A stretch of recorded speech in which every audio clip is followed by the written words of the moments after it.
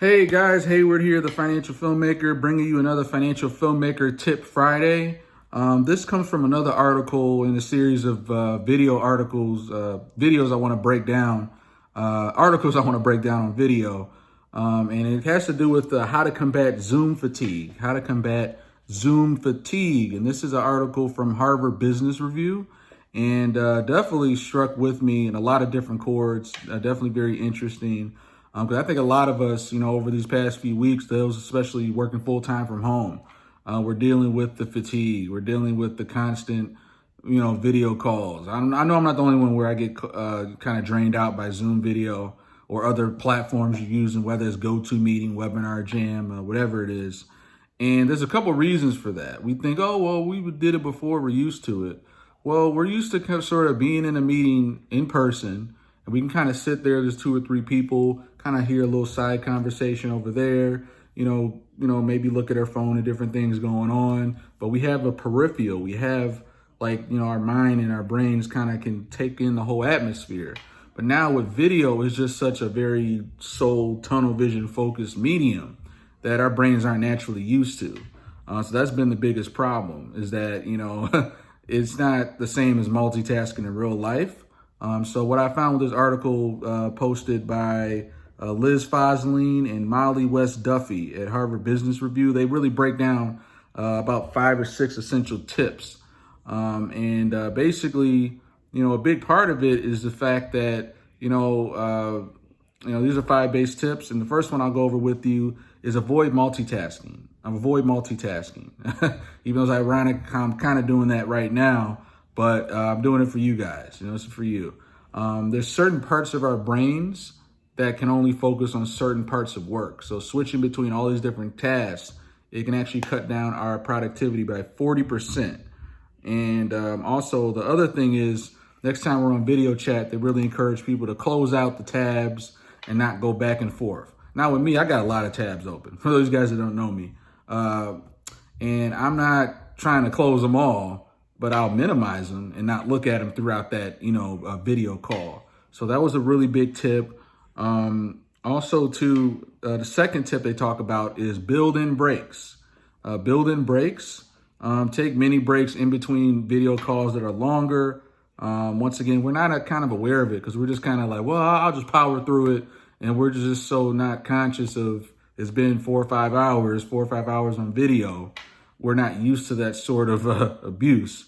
So even trying, instead of making every video you're on 30 minutes, 30, 40, 60, 90 minutes, just concentrate between 25 to 30, 50 minutes. It's more of a sweet spot. And just make sure, like what I do, like maybe after 4 or 5 Zoom calls, I gotta maybe walk around. I'll walk around, I'll, go out in and outside my apartment, not around people.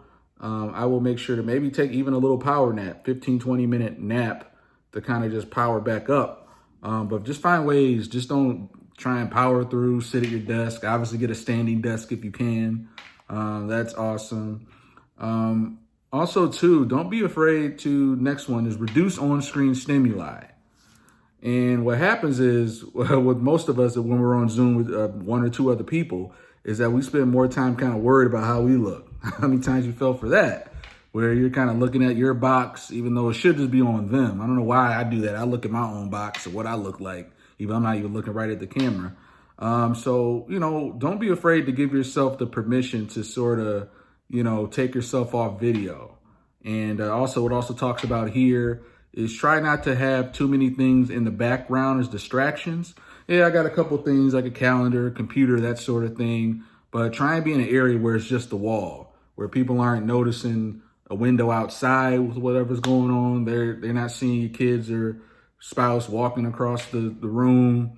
That sort of thing kind of takes their mind away.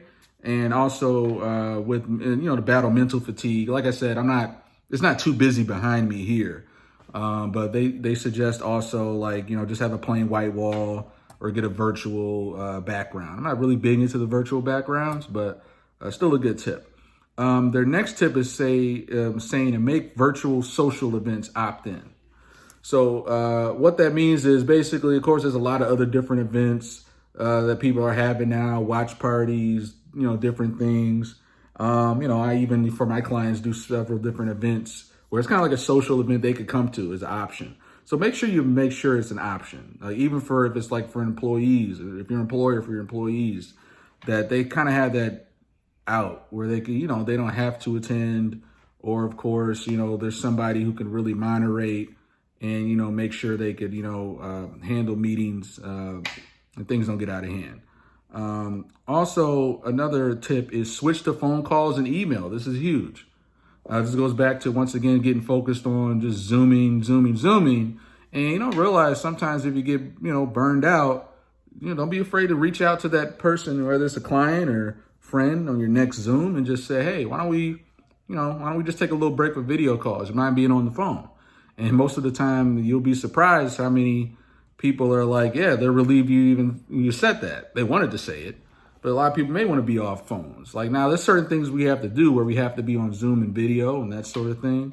But don't be afraid to just say, let both of you guys off the hook. Just have a phone call if it could be established and knocked out over phone call, email.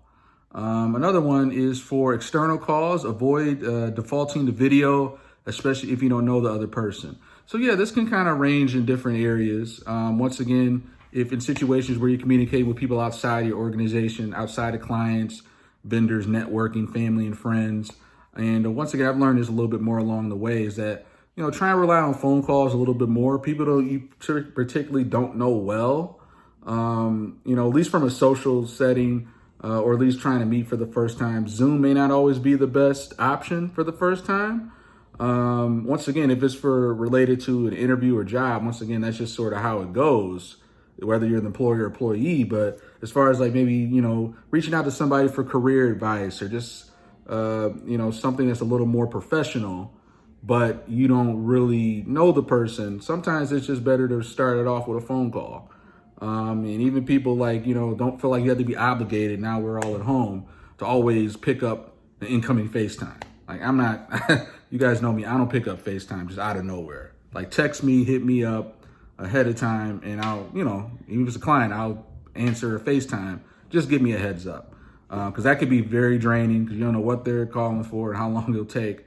So once again, great article here. So once again, to recap, tip number 1, avoid multitasking. Tip number 2, build in breaks. Tip number 3, reduce on-screen stimuli. All right, don't be afraid to go off video. Tip number 4, make virtual social events opt-in. Tip number 5, switch to phone calls or email when necessary. And tip number 6, for external calls, avoid defaulting to video, especially if you don't know each other well. All right, so these have been the tips from how to combat Zoom fatigue. Hope you enjoyed this from the Financial Filmmaker Friday series. I'm gonna keep these going. So guess what? In quarantine, there's still a lot of time to get other things done. So I figured, keep doing these, and it's definitely, if it's beneficial, great. Like, comment, and share, and I'll keep these videos going. I'll talk to you later.